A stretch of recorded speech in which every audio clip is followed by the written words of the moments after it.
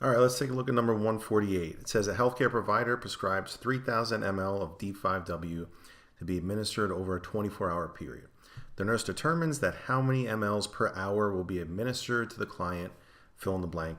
Okay, so they want, they want us to find mLs per hour. So I'll underline it. I can write it again if you want to help guide you. But really, you're just plugging in. There's 3,000 mLs. And I'm giving it an over a 24-hour period. So this one's pretty straightforward. I'm just going to divide. So 3,000 divided by 24 is 125, and you're done. That's it, 125 ml per hour. All right, let's move on. Let's do the next one. Gentamicin sulfate, 80 milligrams in 100 mLs of normal saline is to be administered over 30 minutes. The drop factor is 10 drops per ml. The nurse sets the flow rate at how many drops per minute. So again, we underline this, and I'll write it on the other page, but we're looking for drops per minute, round to the nearest whole number. All right, so we go back. Did I go back on the page? No. Drops per minute. So let's check it out. We're gonna use our formula which we've been using before, right? So it's volume times the drop or drip rate, all over time in minutes. This is the formula we use. So if we've got, and it should kind of make sense, if we've got 100 mLs and it's dripping, I'll put the mLs in there, right? 100 mLs and it's dripping at, or 10 drops is 1 ml. So 10 GTT per ml all over 30 minutes, right? So the mLs cancel out because that's on the top. I know I wrote it kind of low, but it's on the top. That one's on the bottom. So you get 1,000 divided by 30. And that's GTT per minute. And just do it on your calculator. What's 1,000 divided by 30? 33.333. 33.333. So your answer is, you could set this at 33, or is this 33 drops per minute. That's it, you're done. Let's move on to the next one. Number 150. This one says, a healthcare provider's prescription reads levothyroxine, Synthroid, 150 mics oral daily. Okay, that's the order. The medication label reads 0.1 milligrams, 0.1 milligram tablet. Okay, the nurse administers how many tablets to the client? Well, again, we have a problem with conversions, right? Because one's in micrograms and the medication label says, 0.1 milligrams. So I guess what we could do is, we could change this one. Let's do 0.1 milligrams. I like doing it that way. To micrograms, what do I have to do? To go from milligrams to micrograms, I just go 1, 2, 3. So that's 0.100, right? So that's 0.1, or excuse me, not 0.100. Sorry. Let me back up there.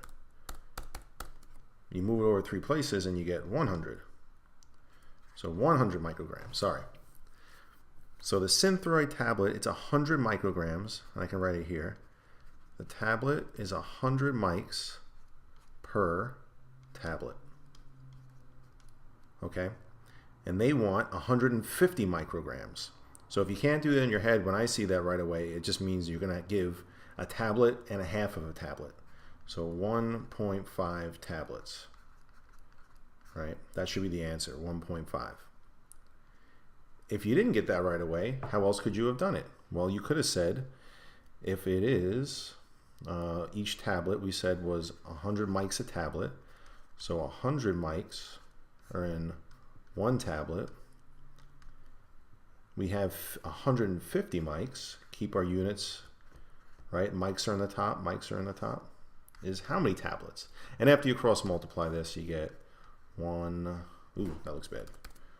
100x equals 150. Divide by 100, divide by 100, x equals 1.5. All right, so 2 ways kind of to do that one. Let's do this one, cefuroxime. Cefuroxime sodium, 1 gram in 50 mLs in normal saline, is to be administered over 30 minutes. Drop factor. So again, use the formula that we just used. The nurse sets the flow rate at how many drops per minute. So we can write this down as drops per minute. And our formula is the volume, which is 50 mLs, times the drop factor, which we said is 15 drops per ml. So this will cancel out, and that will cancel out. And over 30 minutes, right? So 50 times 15, that's 500. It should be 750. 750 drops per 30 minutes. And then I'll just use the calculator, which it should just be 25. But I'll check. 750 divided by 30 is 25. So that's your drip rate. 25 drops or drips per minute. And you're done. All right, so number 152, this one says a healthcare provider prescribes 1,000 mLs D5W to infuse at a rate of 125 mLs per hour. The nurse determines that it will take how many hours for 1 liter to infuse? Okay, so we're looking for how long is it for 1 liter. So I guess I could write that down. 1 liter infusion, question mark. Okay. So 1,000 mLs to infuse at a rate of 125 an hour. So you could just write like this. If 125 mLs takes 1 hour, you can say 1,000 mLs will take how many hours? This is the way that I like to do it. Just cross multiply. So you get 125x equals 1,000 and divide by 125. Divide by 125. And I think that should be, what is it, 8? Or 125, 250, I think it's 8. 1,000 divided by 125 is 8. Okay, so x equals 8. And that should be in hours, right? Because that was the unit next to x, hours. And that's it, you're done. Move on.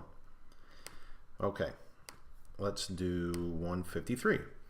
A healthcare provider prescribes 1 unit of packed red blood cells to infuse over 4 hours. The unit of blood contains 250 mLs. The drop factor is 10 drops per ml.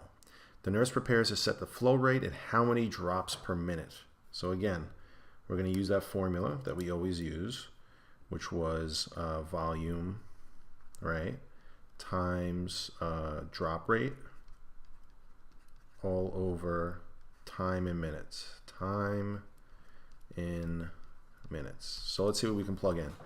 1 unit of packed red blood cells to infuse over 4 hours.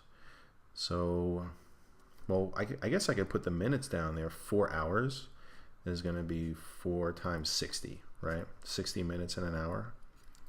So that's 240 minutes. What is the volume? 250 mLs. 250 mLs. And the drip rate is 10 drops per ml. So that's 10 GTT per ml. That cancels out, that cancels out. So now we're left with drips or drops per minute. And let's multiply the top. 250 times 10 divided by 240. You should get 10.41.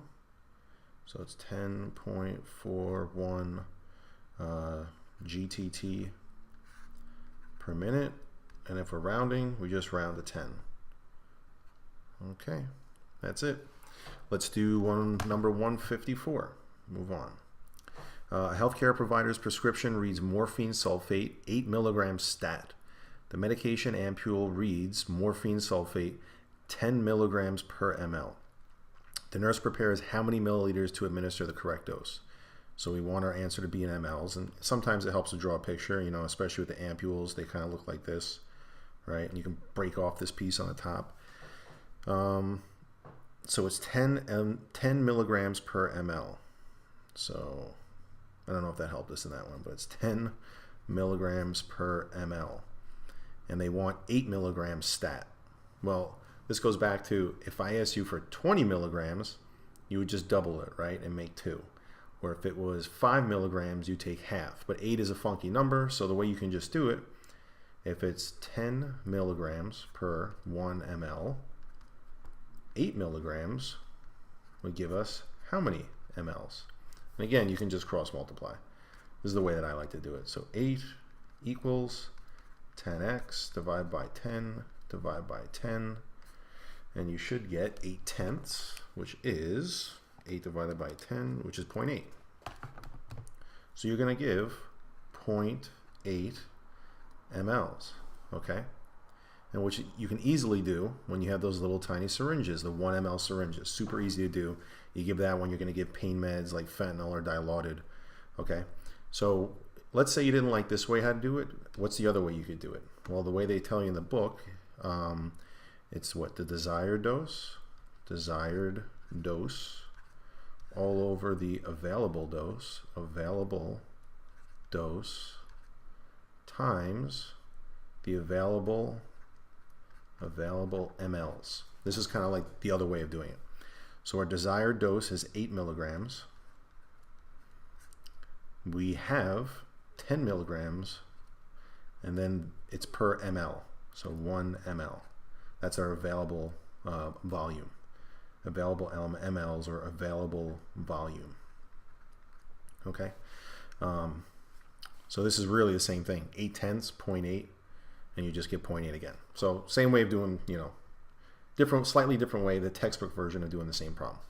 All right, so number 155. This one says, a healthcare provider prescribes regular insulin, 8 units by continuous IV infusion.